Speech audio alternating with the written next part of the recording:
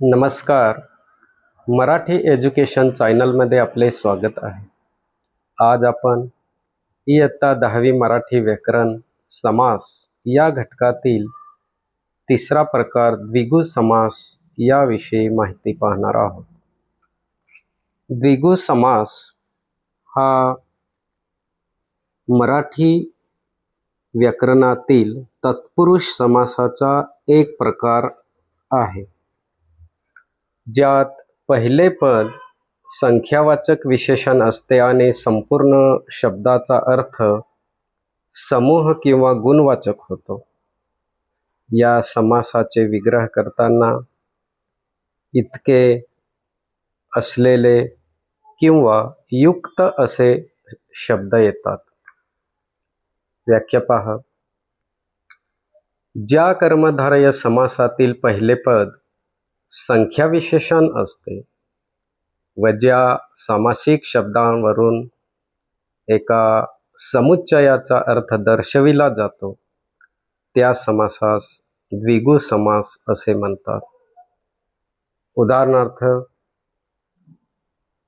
त्रिदल, तीन दलांचा समूह.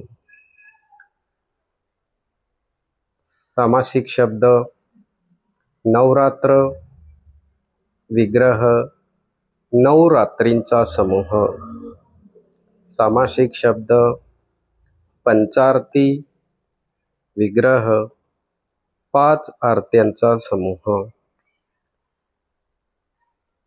सामासिक शब्द सप्ताह, विग्रह, 7 दिवसांचा समूह.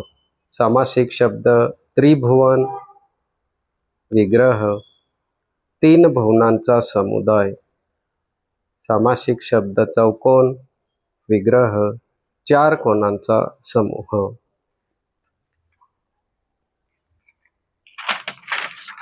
तसेच त्रिभुज, चतुष्कोण, पंचांग, त्रिलोक, सप्तसागर, पंचतंत्र, अष्टांगयोग, त्रिकोण इत्यादी सामासिक शब्दांचा समावेश द्विगु समासामध्ये होतो.